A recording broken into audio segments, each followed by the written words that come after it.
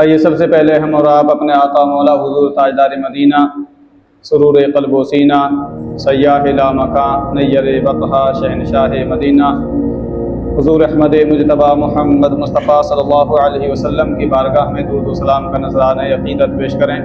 پڑھیں بآواز بلند اللہم صلی علی سیدنا و مولانا محمد معدن الجود والکرم وآلہ وبارک وسلم صلاۃ و سلام علیک یا رسول اللہ صلی اللہ تعالی علیہ وسلم۔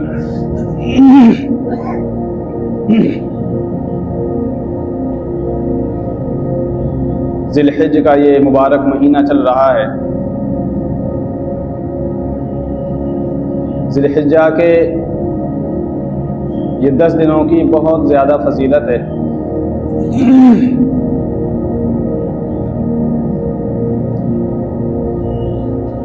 اور جو قربانی 10، 11، 12 یہ 3 دن جو قربانی کے اللہ رب العزت نے ہمارے لیے رکھے ہیں،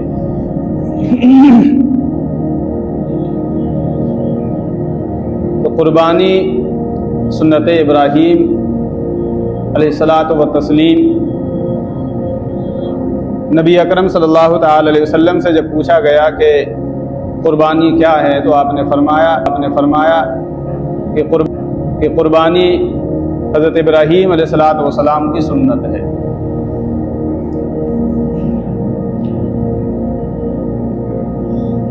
قربانی کا اگر مفہوم دیکھا جائے، اس کا معنی دیکھا جائے تو یہ بہت وسیع ہے۔ قربانی صرف اسی کو نہیں کہتے کہ آپ نے جانور کو خریدا، اللہ کے نام پر آپ نے ذبح کر دیا، بس ہو گئی قربانی۔ قربانی ہر اس چیز کو کہتے ہیں کہ جو آپ اللہ کی رضا کے لیے قربان کر دو، وہ قربانی ہے۔ آپ اپنی من پسند چیز کو اللہ کی رضا کے لیے ترک کر دیں، یہ قربانی ہے۔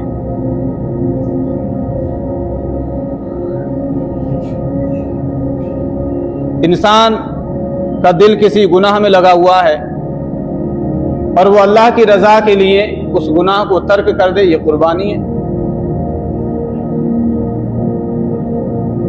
یعنی ہر وہ چیز کہ جس میں آپ کا نفس، آپ کی خواہشات لگی ہوئی ہو اور وہ گناہ کی طرف لے جائے، اللہ کی ناراضگی کی طرف لے جائے، اور آپ اللہ کی رضا کی خاطر جو ہے اپنی خواہشوں کو ترک کر دیں، یہ بھی ایک قربانی ہے۔ اصل قربانی کو تو اسی کو بولتے ہیں۔ قربانی جو ہم کرتے ہیں اس کی تعریف کیا ہے؟ جو عوام میں جو مشہور ہے، لفظ جب آتا ہے تو ذہن میں کہ جانور کو قربان کرنا۔ قربانی کی اصل تعریف یہ ہے کہ مخصوص دن میں مخصوص جانور کو اللہ کی رضا کے لیے قربان کرنے کا نام قربانی ہے۔ مخصوص دنوں میں مخصوص جانور کو اللہ کی رضا کے لیے ذبح کرنے کا نام قربانی ہے، اس کو قربانی کہتے ہیں۔ جانور بھی وہ کہ جس میں عیب نہ ہو، جس کو عیب سمجھا جاتا ہے۔ قربانی کے لیے جانور بھی اچھا خاصا ہو، خوبصورت ہو، موٹا ہو، فربا ہو۔ کیوں؟ اس لیے کیونکہ یہ اللہ کے لیے ذبح ہونے والا ہے۔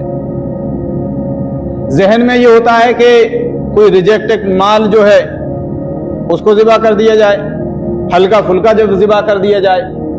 ہم اپنے لیے اگر کرتے تو یہ سوچا سمجھا جا سکتا تھا، لیکن جب جو کام اللہ کے لیے کیا جا رہا ہے تو رب العالمین کے لیے جو کام کیا جائے، فرمایا کہ وہ کام سب سے بہتر اور سب سے افضل اور سب سے اعلیٰ ہونا چاہیے، اللہ کی رضا کے لیے، کیونکہ ہم جو کام کر رہے ہیں اللہ کی رضا کے لیے ہے۔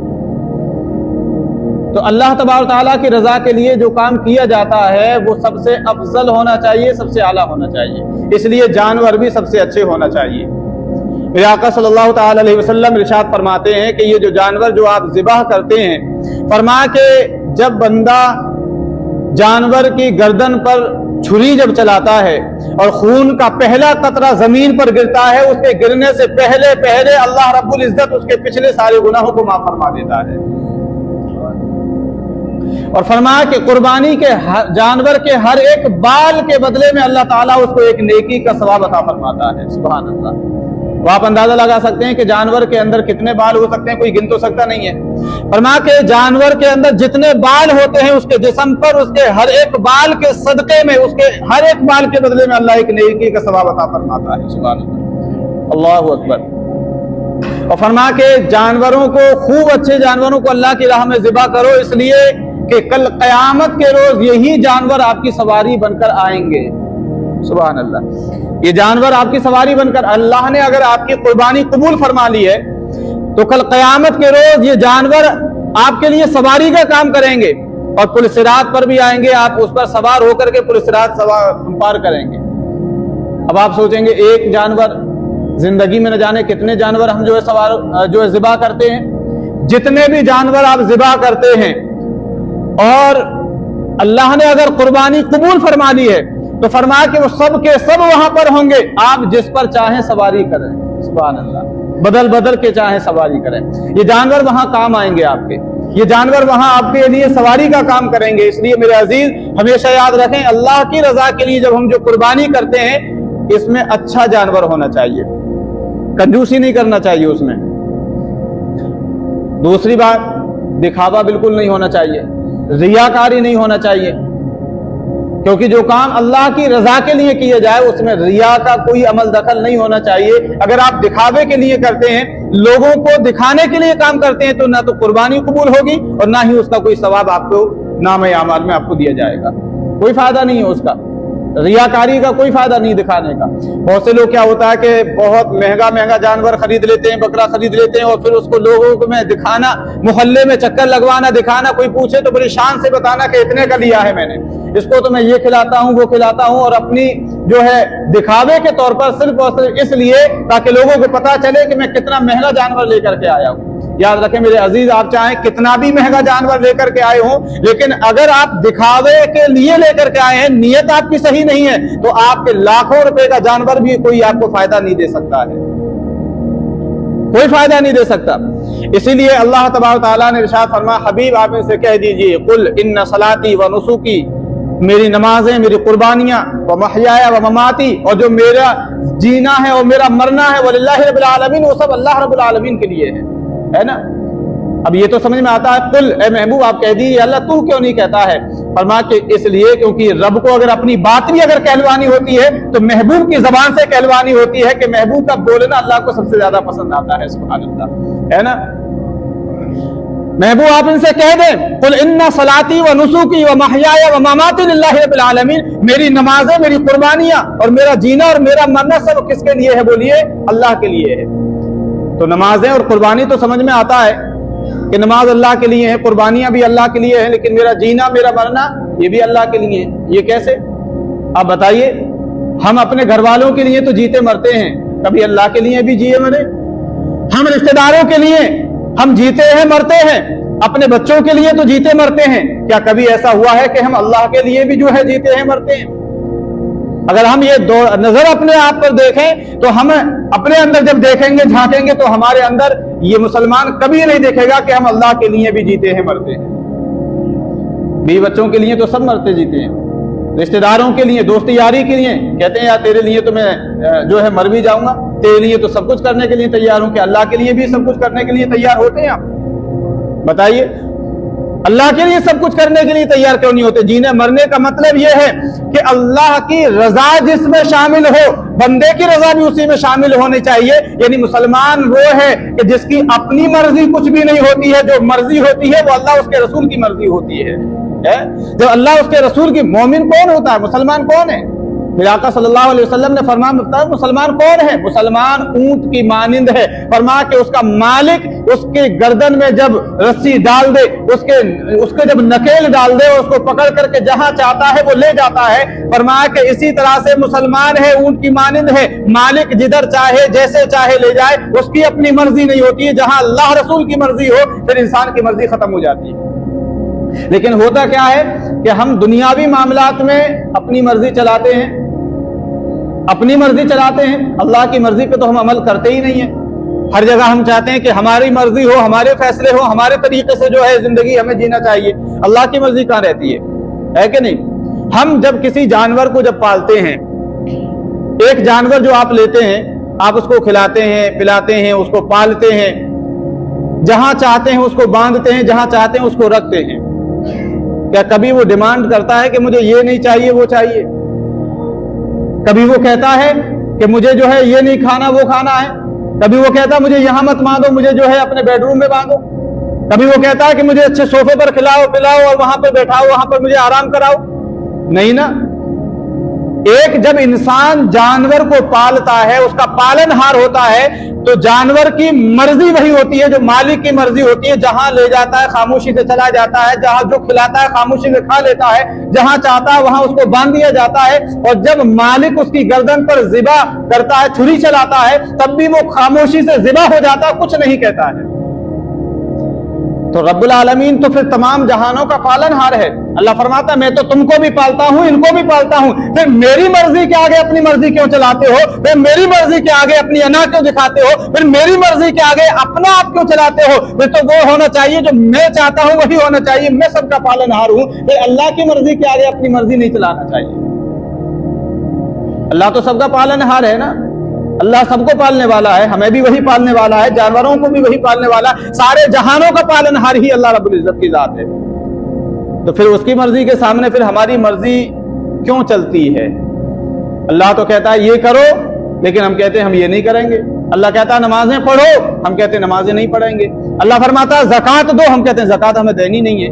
قربانی کرو, ہم قربانی کرنے کو تیار نہیں ہوتے ہیں. اللہ فرماتا ہے رزق حلال کھاؤ, حرام سے بچو, لیکن ہم جو ہے حلال کی طرف جاتے نہیں, حرام کی طرف زیادہ جاتے ہیں. شارٹ کٹ زیادہ ڈھونڈتے ہیں کہ جلد سے جلد پیسہ آ جائے ہمارے پاس میں. اللہ تبارک و تعالیٰ تو بہت چیزوں سے منع کرتا ہے, لیکن ہم ماننے کو تیار نہیں. ہماری شادی میں آپ دیکھ لیجئے, سوائے چند منٹ 5 منٹ کے نکاح کے, جو نکاح کا جو ٹائم ہوتا ہے ایجاب و قبول کا, سوائے ایجاب و قبول کے علاوہ شادی میں کون سی ایسی رسم ہوتی ہے جو شریعت کے مطابق ہوتی ہے؟ ساری کی ساری رسمیں جتنی بھی ہوتی ہیں وہ سب غیر شرعی ہوتی ہیں اور اللہ کو ناراض کرنے والی ہوتی ہیں. لیکن ہم نہیں مانتے, ہم ماننے کے لیے تیار ہی نہیں ہوتے. سب جو ہے ہنود کی, سب غیر لوگوں کی جو ہے ہم نے رسم و رواج تیار کر رکھی ہیں, جس میں انسان کا جینا حرام کر دیا ہے, انسان کا جینا محال کر دیا ہے. غیر ضروری رسم و رواج میں مسلمان آج کا الجھ کر کے رہ گیا ہے. بات سمجھیں, آج کا مسلمان غیر ضروری رسم و رواج میں الجھ کر کے رہ گیا ہے. تو قربان میرے عزیز, مرضی وہ ہوتی ہے جو اللہ کی مرضی ہوتی ہے, اسی کو بولتے ہیں کہ میرا جینا بھی اللہ کے لیے ہے اور میرا مرنا بھی اللہ کے لیے ہے نا. پھر اس کو مسلمان کی اپنی کوئی مرضی نہیں ہوتی ہے. اچھا, آج کا دور آپ دیکھیں, کچھ لوگ یہ کہتے ہیں کہ عید کے دن آپ دیکھیں کہ نہ جانے کتنے لوگ, کتنے لاکھوں کروڑوں جانوروں کو مسلمان ذبح کر دیتے ہیں. کیا ضرورت ہے ذبح کرنے کی؟ کیا ضرورت ہے خون بہانے کی؟ اتنا پیسہ کسی غریب کو دے دیا جائے, کسی میں تقسیم کر دیا جائے کہ یہ لوگ جانوروں کو اتنا ذبح کر دیتے ہیں.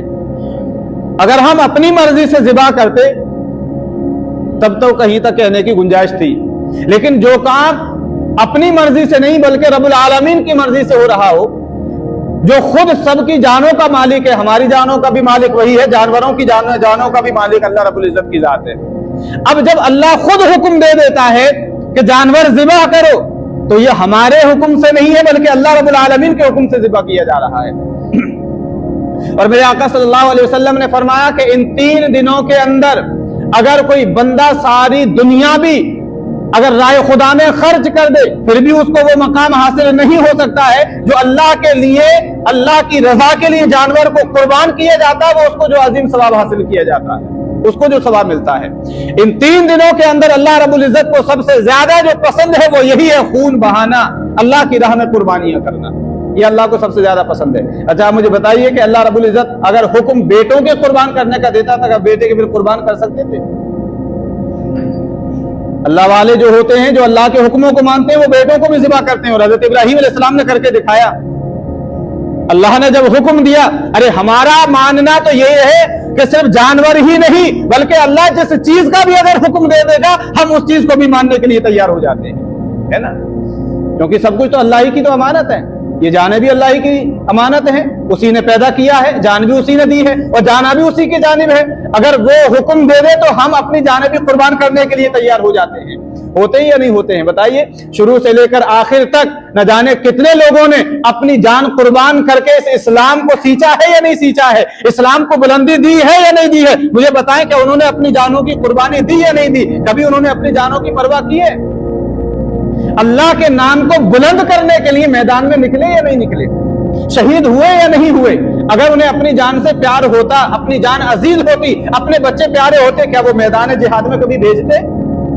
کیا وہ اپنی جانیں قربان کرتے پھر اللہ کی راہ میں؟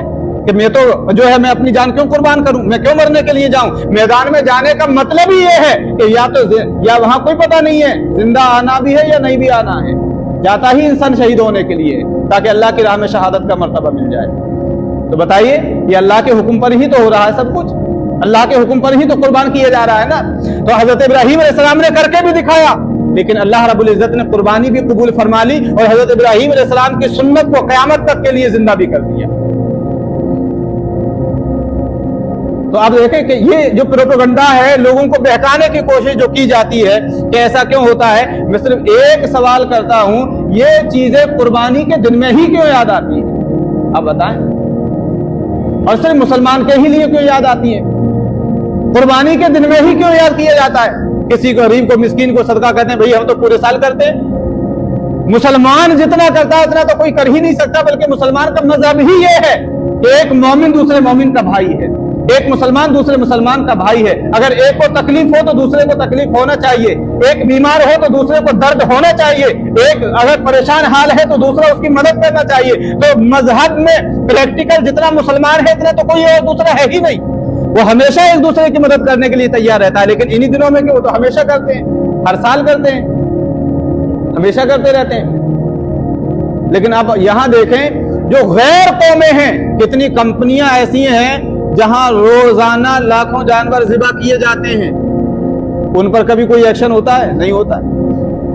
اگر آپ میں کہوں کہ KFC کمپنی کو آپ دیکھ لیجئے، جس کا بایو ڈاٹا کیا ہے کہ روزانہ 61,000 یا اس سے بھی کئی گنا زیادہ جو ہے روزانہ مرغے ذبح کیے جاتے ہیں، جانور تو اور الگ کی باتیں ہیں۔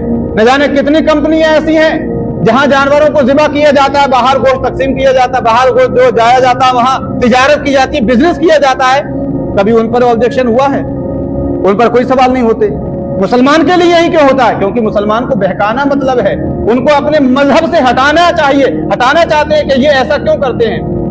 اور رہی بات اس کی کہ وہ جانوروں پر ظلم کرتے ہیں، ہم سے زیادہ رحم کرنے والی قوم تو کوئی ہے ہی نہیں۔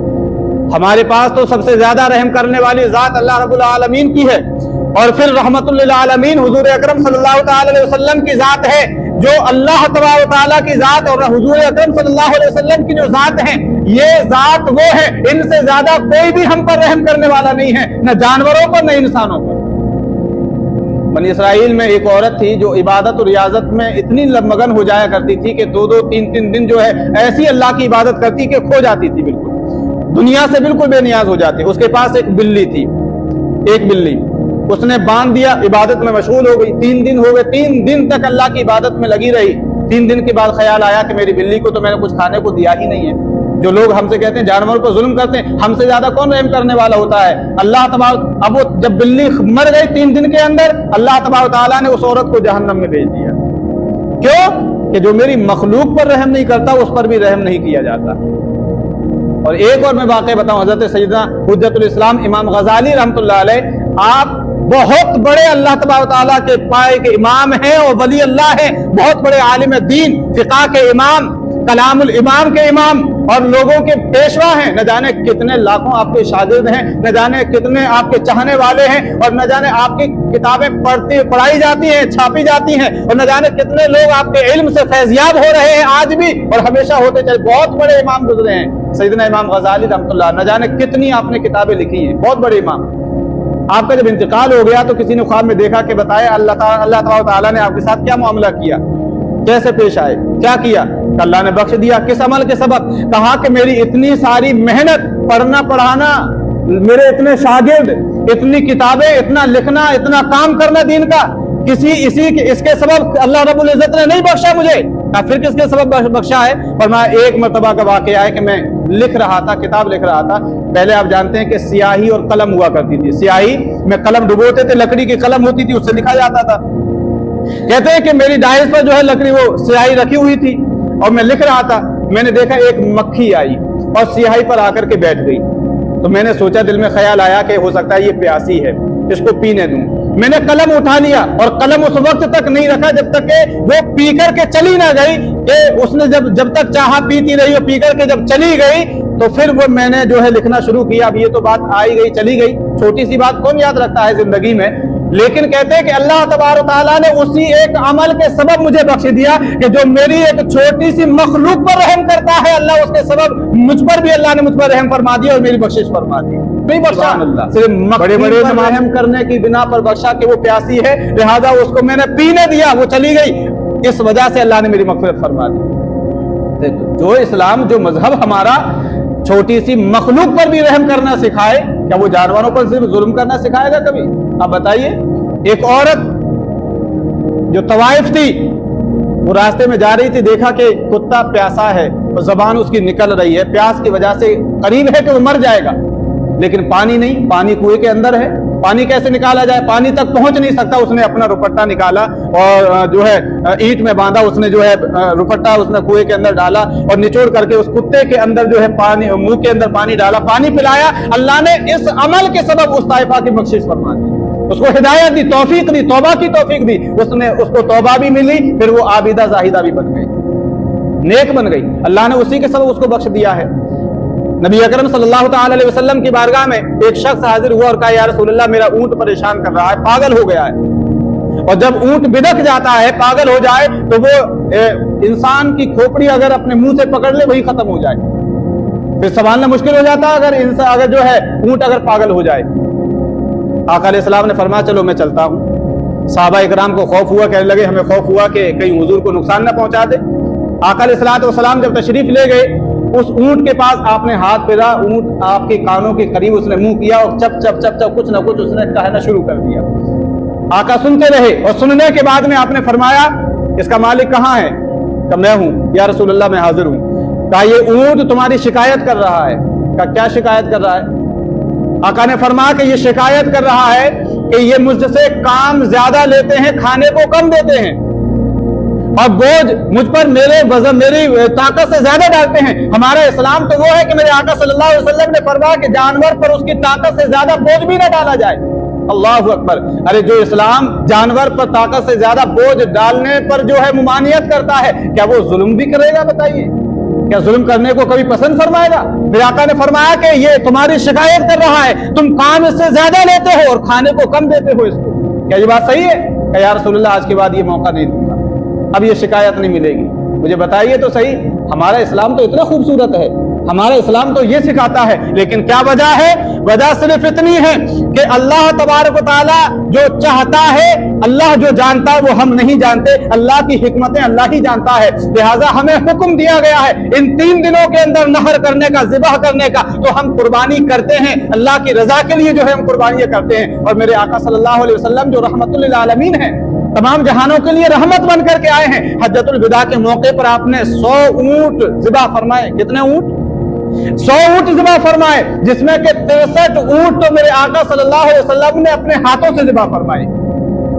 63 اونٹ خود میرے آقا صلی اللہ علیہ وسلم نے اپنے ہاتھوں سے ذبح فرمائے. اور پھر ایک مرتبہ آقا صلی اللہ علیہ وسلم نے 2 چت قبرے، مینڈے، بکرے ذبح فرمائے. ایک اپنی جانب سے ذبح فرمایا اور دوسرا ساری امت کی جانب سے ذبح فرمایا. سبحان اللہ، کہ یہ میری امت کی جانب سے ہے. سبحان اللہ. اعلیٰ حضرت کہتے ہیں جو نہ بھولا ہم غریبوں کو رضا، یاد اس کی اپنی عادت کیجئے. میرے آقا کی شان تو یہ ہے کہ اس امت کو بھی نہیں بھولے. میرے آقا صلی اللہ علیہ وسلم نے اس پوری امت کے لیے، قیامت تک آنے والی امت کے لیے آقا علیہ السلام نے قربانی فرمائی ہے. میرے آقا تو وہ محبت فرمانے والے ہیں. اس لیے عزیز میں کہتا ہوں کہ اگر آپ کے اوپر قربانی واجب ہے تو اپنے نام سے بھی قربانی کرو، اور اگر اللہ نے استطاعت دی ہے آپ کو تو پھر ایک قربانی الگ سے اپنے نبی کے نام پر بھی کر دیا کرو، ہے نا؟ کیونکہ اللہ رب العزت نے ہمیں وہ پیارا حبیب عطا فرمایا ہے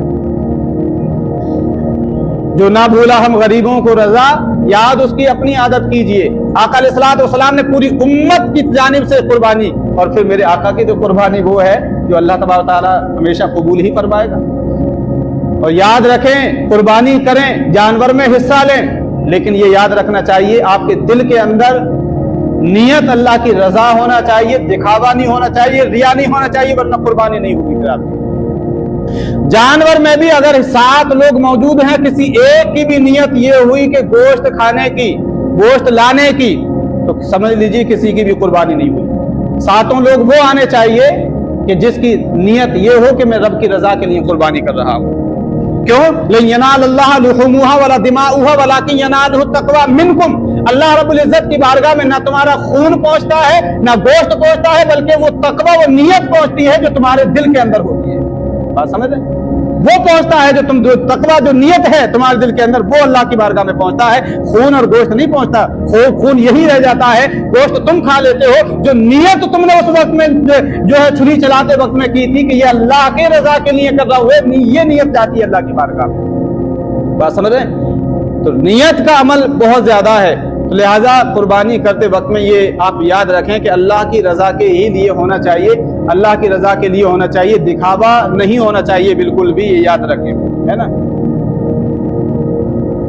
اور قربانی جس پر واجب ہے وہ قربانی ضرور کرے، بالکل بھی شیطان کے دھوکے میں نہ آئے۔ یہ شیطان کا ہی دھوکہ ہوتا ہے کہ یار اتنا قرضہ ہو گیا ہے، کہ اتنا مہنگائی ہو گئی ہے، کہاں سے کروں گا، کیسے کروں گا، یہ سے شیطان کا دھوکہ ہے۔ شیطان کے دھوکے میں بالکل بھی نہ آئے، جیسا بھی ہو قربانی کریں، چاہے جس کے اوپر قربانی واجب ہے وہ چاہے قرض لے کر کرے، لیکن قربانی کرے گا، قربانی کرے گا۔ اور گھر میں جتنے صاحب نصاب لوگ ہوں گے سب کے نام کی قربانی ہوگی الگ الگ۔ اگر آپ کی بیوی بھی آپ کے اس کے پاس میں سونا چاندی موجود ہے، اور دونوں میں سے مطلب چاندی کی قیمت کو بھی اگر آپ پہنچ گئے 65-70 ہزار روپے کی، جو آج کی جو قیمت ہے 52.5 تولے چاندی کی، جو اتنی قیمت کو پہنچتا ہے، سونا چاندی ملا کے بھی اگر اتنی قیمت کو پہنچ رہی ہے آپ کی بیوی کے پاس میں جو چیز ہے، لہذا اس کے نام کی بھی الگ قربانی آپ کرو گے، اپنی بھی کرو گے، اس کی بھی کرو گے۔ گھر میں اگر 4 لوگ ہیں، چاروں صاحب نصاب ہے، تو چاروں اپنی الگ الگ کریں گے، کوئی ایک میں جو ہے کوئی چھوٹنے والا نہیں ہے، سب اپنی اپنی قربانی کریں گے الگ الگ، یہ یاد رکھیں۔ قربانی کے دنوں میں بھی اگر پیسے آپ کے پاس آ جاتے ہیں تو آپ کے پاس قربانی واجب ہے۔ زکوٰۃ کا مسئلہ الگ ہے، قربانی کا مسئلہ الگ ہے۔ زکوٰۃ کا مسئلہ تو کیا پوری سال جو ہے صاحب نے پیسہ اتنا رہے، ہولان ہول گزر جائے، پیسہ گزر جائے، تب جو ہے زکوٰۃ فرض ہوتی ہے، لیکن قربانی کا مسئلہ یہ ہے کہ 3 دن میں بھی اگر آپ کے پاس پیسے آ گئے تو قربانی آپ کے اوپر واجب ہے۔ بات سمجھ رہے؟ تو جو صاحب نصاب ہے 52.5 تولہ چاندی یا 7.5 تولہ سونا، یا ان میں سے کسی ایک کی قیمت کے برابر، تو قربانی آپ کے اوپر واجب ہے، قربانی آپ کو کرنی ہی کرنی ہے، ٹھیک ہے نا۔ لہٰذا قربانی کریں، اور عید کی نماز کا ٹائم 8 بجے ہے، یہاں پر 8 بجے سے پہلے آپ آنے کی کوشش کریں یہاں۔ اللہ تبارک و تعالی ہمیں اس پر عمل کی توفیق رفیق عطا فرمائے۔ واقول قولی ھذا استغفر اللہ ربی من کل ذنب واتوب الیہ وما علینا الا البلاغ۔ السلام علیکم ورحمۃ اللہ وبرکاتہ۔